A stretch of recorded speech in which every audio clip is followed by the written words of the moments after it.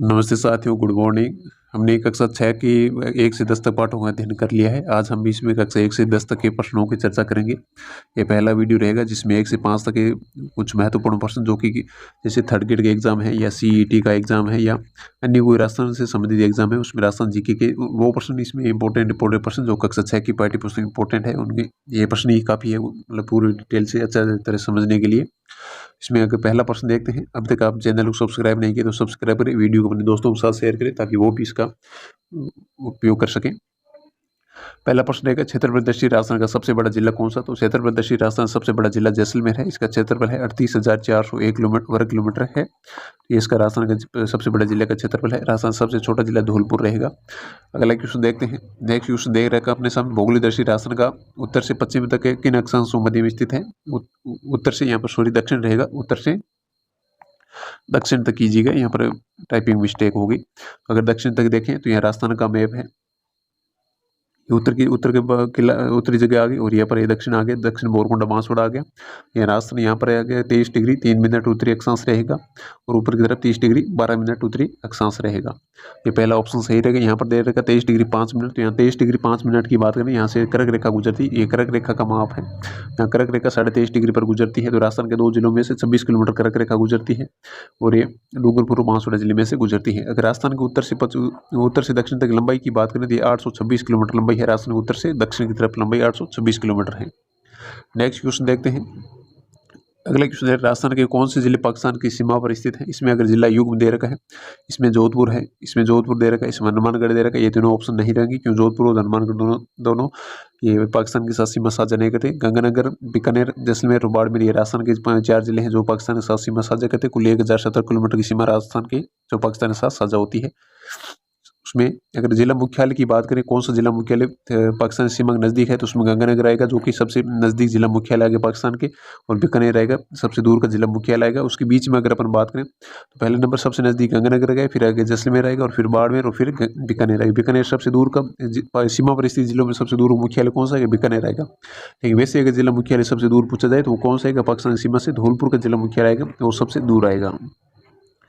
Next question दे रखा है, अजमेर संभाग में संबंधित जिले कौन कौन से? संभाग की दृष्टि अगर जिले पूछेगी तो अजमेर के पूछे जाने पूरी संभावना ही है, क्योंकि अजमेर संभाग ऐसे संभाग है जो राजस्थान के बिल्कुल मध्य में स्थित है। अजमेर संभाग में अजमेर संभाग जिलों की पूछे तो इसमें अजमेर, नागौर, पाली जोधपुर संभाग में आ जाए, अजमेर, भीलवाड़ा, टोंक और बूंदी, तो बूंदी कोटा संभाग में आ जाता है। अजमेर, भीलवाड़ा, राजसमंद यह उदयपुर संभाग में आ जाता है। अगला ऑप्शन है अजमेर, भीलवाड़ा, टोंक और नागौर, ये ऑप्शन सही रहेगा, चौथा ऑप्शन सही रहेगा। इसमें अगर कन्फ्यूजन क्या है, भीलवाड़ा है, ये मेवाड़ क्षेत्र का है, उदयपुर में ज़्यादातर मान लेते हैं लेकिन उदयपुर में नहीं, अजमेर में है। टोंक है जयपुर के आसपास, ढूंढाड़ क्षेत्र का है, तो टोंक को जयपुर में मान लेते हैं, टोंक में जयपुर में नहीं है। अगर जयपुर संभाग जिलों की बात करें तो जयपुर आएगा, जयपुर, दौसा, सीकर, झुंझुनू और अलवर का जिला आ जाएगा। यहाँ पर एक अगला अगर पूछा जाए भरतपुर संभाग में कौन कौन से जिले हैं, भरतपुर अपन ज़्यादातर एक वो ट्री के रूप में होता है, अलवर, भरतपुर, धौलपुर और करौली। लेकिन भरतपुर संभाग की बात करें उसमें अलवर तो जयपुर संभाग में आ जाएगा, भरतपुर, धौलपुर, करौली और सवाई माधोपुर आएगा, वो जयपुर संभाग भरतपुर संभाग में आएगा और सवाई माधोपुर जयपुर संभाग में नहीं आएगा।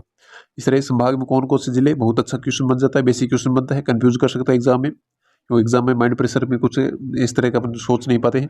अगला क्वेश्चन दे रखा है, भौगोलिक दृष्टि राजस्थान का पूर्व से पश्चिम में कौन से किन देशांतरों में स्थित है? अगर भौगोलिक दृष्टि राजस्थान के अगर पूर्व से पश्चिम की बात करें, ये पूर्व का आगे सिलोन है, धौलपुर आ गया, और पश्चिमी कटरा गाँव जैसलमेर आ गया। यहाँ पर अगर अपन देखें तो यहाँ 69 डिग्री 30 मिनट आ जाएगा पूर्वी देशांतर, और यहाँ पर देखें तो 78 डिग्री 17 मिनट है, यह जगह पूर्वी देशांतर आ जाएगा।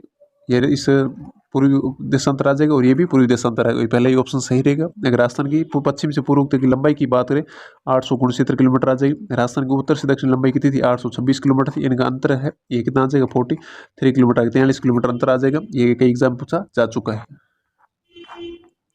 अगला क्वेश्चन दे रहा है, राजस्थान में संभागीय व्यवस्था को कब समाप्त किया गया? अगर राजस्थान में संभागीय व्यवस्था को समाप्त किया गया तो यह 1987 को समाप्त किया गया था।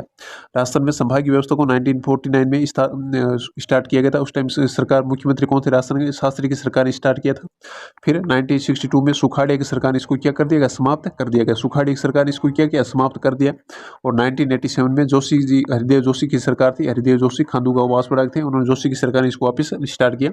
ये इंपॉर्टेंट डाटा है, ये क्वेश्चन पूछा जा सकता है। संभागीय व्यवस्था कब शुरू किया गया, कब समाप्त किया गया, ये क्वेश्चन कई बार पूछा जा सकता है। ये इंपॉर्टेंट है कि 1987 जोशी की सरकार ने वापस संभागीय व्यवस्था को पुनः प्रारंभ किया था, सुखाड़ी सरकार ने समाप्त किया था। अगला क्वेश्चन दे रखा है, ये एग्जाम में आ चुका क्वेश्चन है। राजस्थान में संभागीय व्यवस्था को किन के समय समाप्त किया गया? तो इसमें मोहनलाल सुखाड़ी एक समय समाप्त किया गया था, सुखाड़ी एक समय समाप्त किया गया, जोशी ने वापस पुनः प्रारंभ किया था, हीरालाल शास्त्री 1949 में सर्वप्रथम प्रारंभ किया था संभागीय व्यवस्था को। अगला क्वेश्चन दे रखा है, राजस्थान का कौन सा जिला युग मध्य प्रदेश के साथ सीमा साझा करता नहीं? यहाँ पर एक नहीं करता कीजिएगा, नहीं ऐड कीजिएगा। भरतपुर जिला है, ये मध्य प्रदेश का सीमा साझा नहीं करता, लेकिन झालावाड़ करता है, धौलपुर भी करता है, झालावाड़ करता है, करौली, प्रतापगढ़ ये भी करता है, धौलपुर और बांसवाड़ा ये भी करता है। यहाँ पर भरतपुर साझा नहीं करता, ये ऑप्शन सही हो जाएगी। ये तीनों ऑप्शन जिले युग में ये साझा करते हैं। यहाँ पर एक पुलिस के एग्जाम क्वेश्चन पूछा गया था, कौन सा जिला युग में एमपी के साथ में सीमा साझा नहीं करता था? यहाँ पर एक दे रखा था बांसवाड़ा का दे रखा था ऑप्शन, और एक धौलपुर का दे रखा था। दूसरा क्वेश्चन दे रखा करौली का और डूंगरपुर का दे रखा था, तो वो वाला ऑप्शन तो कंफ्यूज हो जाता है कि धौलपुर कर रहा है कौन सा कर रहा है। एक ऑप्शन दे रखा था करौली और बांसवाड़ा दे रखा था, यहाँ पर कंफ्यूजन रहता है कि कौन कौन सा जिला युग सीमा साझा नहीं करता है, सीमावर्ती जिले कौन से दिए, कौन सा जिला किसी राज्य के साथ सीमा साझा करता है। ये बहुत अच्छा क्वेश्चन बनता है, इस क्वेश्चन को अपन को अच्छी तरह से देखना है, बेसिक जानकारी है लेकिन अच्छे क्वेश्चन बन जाते हैं। राजस्थान के अगला क्वेश्चन दे रखा है, कुल स्थलीय सीमा और कुल अंतर्राष्ट्रीय सीमा की क्रम से कितनी है? तो अगर कुल स्थलीय सीमा की राजस्थान की बात करें 5920 किलोमीटर है, अंतर्राष्ट्रीय सीमा 1070 किलोमीटर है। राजस्थान की अगर अंतर्राष्ट्रीय सीमा की बात करें 1070 किलोमीटर है, स्थलीय सीमा की बात करें और अन्य राज्यों के साथ सीमा की बात करें 4850 आ जाए, और कुल स्थलीय सीमा की बात करें 5920 किलोमीटर आ जाएगी।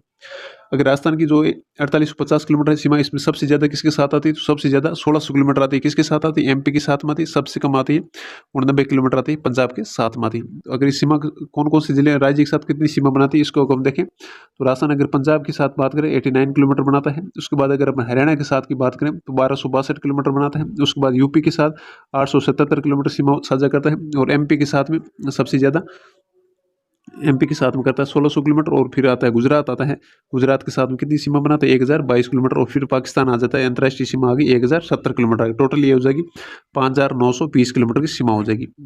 नेक्स्ट क्वेश्चन देखते हैं।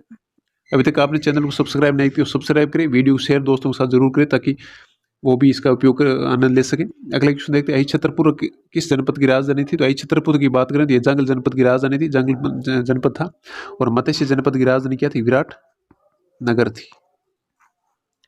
नेक्स्ट क्वेश्चन दे रखा, इसमें अगर अपन देखें सूरसेन जनपद की राजधानी देखें तो सूरसेन की राजधानी मथुरा थी। जनपद काल में सूरसेन जनपद की राजधानी दे पूछा गया, तो इसमें मथुरा इसकी सूरसेन जनपद की राजधानी थी। सूरसेन की अगर अपन बात करें, ये राजस्थान का मैप है, इसमें अलवर, भरतपुर, धौलपुर यह क्षेत्र आ गया, तो इसमें सूरसेन था, उसमें मथुरा इसकी राजधानी थी। नेक्स्ट क्वेश्चन दे रखा, मत्स्य जनपद की राजधानी क्या कौन सी थी? तो मत्स्य जनपद की राजधानी विराटनगर थी। उसको कालांतर में उसको क्या कहा गया? विराट कहा गया, और वर्तमान ये जयपुर का क्षेत्र इसको कहा जाता है विराट कहा जाता है। कोटा बूंदी वाला क्षेत्र क्या कहलाता है? अगर कोटा बूंदी के क्षेत्र की बात करें, कोटा बूंदी के क्षेत्र को हाड़ौती कहा जाता है, हाड़ौती पठार के पास स्थित होने का, जंगल बीकानेर कहा गया, भरतपुर का क्षेत्र को मेवात कहा जाता है। नेक्स्ट क्वेश्चन देर का है, ब्यावर अजमेर का क्षेत्र किस नाम से जाना जाता था? ब्यावर अजमेर का क्षेत्र था मेरवाड़ा के नाम से जाना जाता था, और राजस्थान के एकीकरण के समय 19 रियासतें थी, 3 ठिकाने थे और एक केंद्र शासित प्रदेश था। उनमें कौन सा था? ब्यावर अजमेर का जो केंद्र अजमेर मेरवाड़ा का क्षेत्र था, ये केंद्र शासित प्रदेश में आता था। अगला दे रखा है, जयपुर और उसके आसपास क्षेत्र की भाषा क्या कहलाती है? अगर जयपुर और उसके आसपास क्षेत्र की भाषा की बात करें उसको ढूंढाड़ी कहा जाता है। मेवाती भाषा अलवर और भरतपुर के आगे, हाड़ौती भाषा कोटा संभाग के आगे, कोटा बूंदी बारा झालावाड़ की, और मेवाड़ी भाषा उदयपुर के आसपास क्षेत्र में बोली जाती है। मुख्यतः मेवाड़ी, मूल मेवाड़ी उदयपुर के आसपास के गाँव में बोली जाती है। नेक्स्ट क्वेश्चन दे रखा है, हसन खां मेवाती कौन था? तो हसन खां मेवाती राणा सांगा का सेनापति था। इसने 18 खानवा का युद्ध लड़ा था 1727 में। भारत में शक जाति के समय शासन के समय प्रांत के मुखिया को क्या कहा जाता था? अगर भारत में शक जाति के शासन के समय की बात करें, प्रांत को मुखिया था, प्रांत के मुखिया को क्या कहा जाता था? छत्रप कहा जाता था। प्रांत के मुखिया को छत्रप कहा जाता था, वो प्रांत का मुखिया होता था, राजा था। किसी राज्य या शासक की प्रशंसा में लिखे गए अभिलेख को क्या कहा जाता है? अगर प्रशंसा में कोई अभिलेख लिखा जाता है उसको क्या कहा जाता है? प्रशंसा में प्रशस्ति लिखी जाती है, उसको प्रशस्ति अभिलेख प्रशस्ति कहा जाता है। जैसे राज प्रशस्ति है वगैरह ऐसे एग्जाम्पल है। और अगले देर का वंश पास करके लेखक पूछा गया था। अगर वंश पास करके लेखक की बात करें तो वंश पास कर लेखक कौन आ जाएगा? अपने सूर्यमल मिश्रण आ जाएगा। सूर्यमल मिश्रण वंश पास कर लेखक है। अगला क्वेश्चन देखते हैं, संस्कृत में उत्कीर्ण कौन सा शिलालेख रावण समर सिंह तक के युग की जानकारी देता है? रावण समर सिंह के युग तक की जानकारी देने वाला शिलालेख कौन सा था? चीरवा शिलालेख था। इसमें पहला ऑप्शन सही रहेगा। नेक्स्ट क्वेश्चन देखते हैं, चौहानों के इतिहास जानने के लिए महत्वपूर्ण साधन कौन सा है? चौहानों के इतिहास जानने के लिए महत्वपूर्ण साधन बिजोले शिलालेख है, घटेला शिलालेख गुर्जर प्रतिहारों की, चीरवा और समूली गुहिलों और शिशुदेव के इतिहास की जानकारी देते हैं। मारवाड़ राज्य के इतिहास के लेखक कौन है? मारवाड़ राज्य के इतिहास के लेखक विश्वेश्वर नाथ रेउआ मारवाड़ राज्य के इतिहास के लेखक थे। तो ये इंपॉर्टेंट क्वेश्चन है कि एग्जाम में पूछा जा चुका है ये क्वेश्चन। मारवाड़ राज्य के इतिहास के लेखक कौन थे? अगला क्वेश्चन दे रखा हमीर महाकाव्य ग्रंथ के लेखक। हमीर महाकाव्य ग्रंथ के लेखक की बात करें नयनचंद्र सूर्य हमीर महाकाव्य के थे। हमीर महाकाव्य के लेखक थे। पृथ्वीराज विजय के जयनक थे और पृथ्वीराज रासो के चंद्रप्रदय रासो थे और बांकीदास ने वंश भास्कर ग्रंथ लिखा था। अगला क्वेश्चन देखते हैं कविराज श्यामलदास के द्वारा लिखा गया ग्रंथ कौन सा था? कविराज श्यामलदास ने वीर विनोद ग्रंथ की रचना की थी। वीर विनोद ग्रंथ की रचना की थी कविराज श्यामलदास भीलवाड़ा के थे और इन्होंने वीर विनोद ग्रंथ की रचना की थी। और वंश भास्कर की रचना किसने की थी? सूर्यमल मिश्रण ने की थी। और हमीर महाकवि की रचना की बात करें हमीर महाकवि नयनचंद्र सूर्य के द्वारा लिखा गया था। पृथ्वीराज विजय की बात करें तो ये जयनक के द्वारा लिखा गया था। ये जयनक ने लिखा था। ये हमीर महाकवि नयनचंद्र सूर्य ने लिखा था। वंश भास्कर सूर्यमल मिश्रण ने लिखा था। मिश्रण ने लिखा था। अगला क्वेश्चन दे रखा मानव द्वारा सर्वप्रथम किस धातु का प्रयोग किया गया था? मानव के द्वारा अगर सर्वप्रथम बात करें तो तांबे के प्रयोग किया गया था। तांबा धातु का प्रयोग किया गया था। इसमें सी ऑप्शन सही रहेगा 3 नंबर का तांबा। अगर अपन बात करें प्राचीन काल सभ्यताओं तो उसमें पहले नंबर पर आती है प्रस्तर काल, फिर आती है ताम्र काल की सभ्यताएं और उसके बाद आती है लोह युगीन सभ्यताएं आती है। तो ये क्रम इंपॉर्टेंट रहता है। पहले पत्थर को प्रयोग करता था धातु के रूप में, अगर सबसे पहले उसने किया तो तांबे का प्रयोग किया था और उसके बाद उस लोहे का प्रयोग किया था। तो लोहा वर्तमान में प्रचलित है, तांबा भी प्रचलित है। और राजस्थान में अगर पाषाण सभ्यता की बात करें तो उसमें कौन सी आती है? कलिबंगा सभ्यता आती है। राजस्थान की अगर सभ्यताओं की बात करें तो पाषाण सभ्यता में तो आती है कलिबंगा आती है। ताम्र सभ्यता के अवशेष की बात करें तो ताम्र सभ्यता में कालीबंगा, गणेश्वर और आहार तीनों सभ्यता ताम्र सभ्यता क्यों तांबा मिला था। और अगर लोह युगीन सभ्यता की बात करें तो कालीबंगा में लोहा नहीं मिला था, लेकिन गणेश्वर और आहार सभ्यता थी, गणेश्वर और आहार तो इन दोनों में लोहा मिला था। तो ये ताम्र और लोह दोनों संयुक्त रूप से आती है। और पाषाण सभ्यता कालीबंगा है और लोह युगीन गणेश्वर और आहार आ गई। तो ये दोनों लोह युगीन आ गई और ये कालीबंगा आ गई और बाकी तीनों में तांबा तो मिला ही था।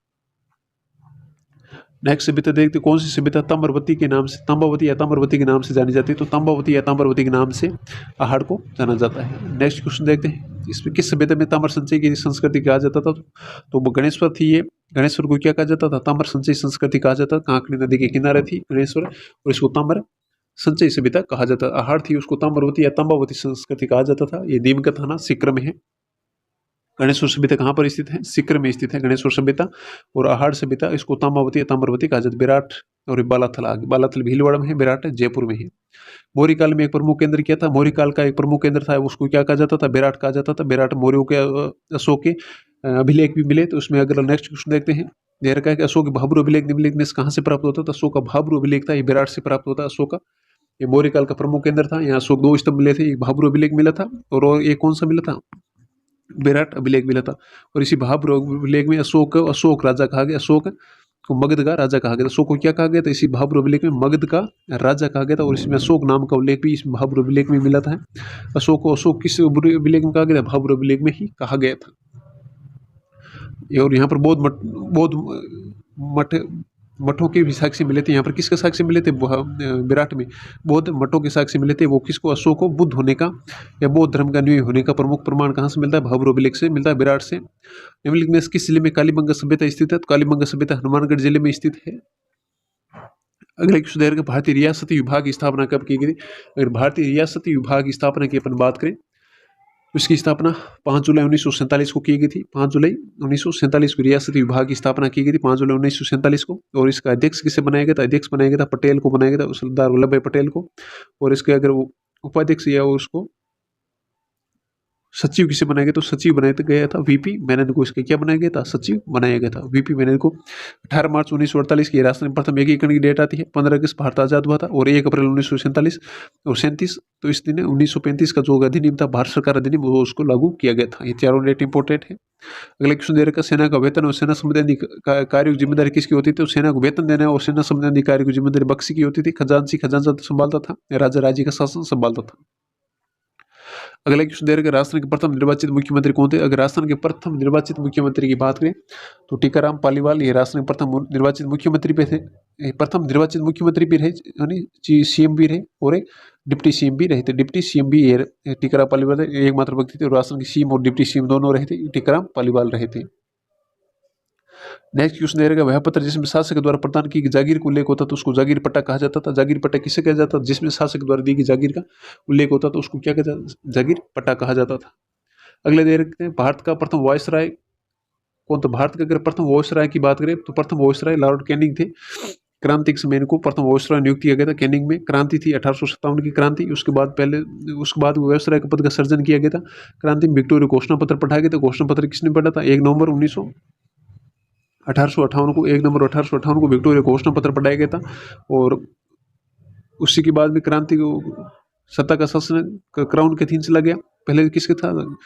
बोर्ड ऑफ डायरेक्टर और बोर्ड ऑफ काउंसिल के अधीन शासन था। उसके बाद सत्ता का दिन चला जाता है। 1857 क्रांति होती है। क्रांति समय क्रांतिकारी इसमें वायसराय को कौन था? कैनिंग था। उसको प्रथम वायसराय बनाया गया था। कैनिंग को ही बनाया गया था। 1935 का भारत सरकार अधिनियम कब लागू हुआ? 1935 का भारत सरकार अधिनियम था 1 अप्रैल 1937 को लागू हुआ था। 1937 को अप्रैल 1937 को लागू हुआ था। और इसी के द्वारा मेवाड़ अजमेर मेरवाड़ा का शासन था, जो कि अजमेर मेरवाड़ा का शासन था ना, अजमेर मेरवाड़ा उसको केंद्र के अधीन लाया गया, तो उस कारण इसको केंद्र शासित प्रदेश भी कहा गया। नेक्स्ट क्वेश्चन देखते हैं, राजस्थान के प्रथम विधानसभा के चुनाव कब हुए थे? राजस्थान के अगर प्रथम विधानसभा के चुनाव 1952 में हुए थे। राजस्थान के प्रथम विधानसभा के चुनाव, राजस्थान के प्रथम विधानसभा के चुनाव के समय राजस्थान में सीटें कितनी थी? विधानसभा की सीटें 160 थी। उसके बाद दूसरा विधानसभा चुनाव हुआ, उसमें 16 सीटें बढ़ा दी गई, सीटें हो गई 176 हो गए थे। वही दूसरे विधानसभा चुनाव 176 रही, तीसरे में भी 176 रही। यहाँ पर कितने बढ़ा दी गई? 16 सीटें बढ़ा दी। फिर इसमें 8 सीटें और बढ़ा दी गई, फिर 184 सीटें हो गई थी, जो कि चौथी और पांचवी विधानसभा दोनों में 184 रही। और फिर छठी विधानसभा में इसमें 16 सीटें और बढ़ा दी और सीटें कितनी हो जाती? टोटली 200 हो जाती, जो छठी विधानसभा में। ये क्वेश्चन कई बार पूछा जाएगा, राजस्थान में 2 विधानसभा 200 सीटें किस विधानसभा में हुई थी? छठी विधानसभा में राजस्थान की विधानसभा सीटें कितनी हो जाती? 200 हो जाती है। अगला क्वेश्चन देख रहे हैं, राज्य में परगनों में विभाजित था, परगने में शांति व्यवस्था बनाए रखने की जिम्मेदारी किसकी होती थी? उसको परगना अधिकारी की शांति व्यवस्था बनाए रखने की जिम्मेदारी होती थी, परगना अधिकारी की होती थी। नेक्स्ट क्वेश्चन देखते हैं, इस तरह यहाँ जो भी क्वेश्चन थे 30 या 40 के लगभग अपने क्वेश्चन देखे। ये कक्षा हमारा राजस्थान कक्षा 6 की पाठ्य पुस्तक थी, उसके क्वेश्चन थे। ये 1 से 5 तक अध्याय के क्वेश्चन थे। नेक्स्ट वीडियो में अपन कक्षा 6 पाठ 6 से लेकर 10 तक के क्वेश्चन देखेंगे। वीडियो पसंद आए तो लाइक करें, वीडियो को अपने दोस्तों के साथ शेयर करें, जो भी ग्रुप है व्हाट्सएप उस पर शेयर करें, स्टेटस जरूर लगे, चैनल को सब्सक्राइब करें। Thank you.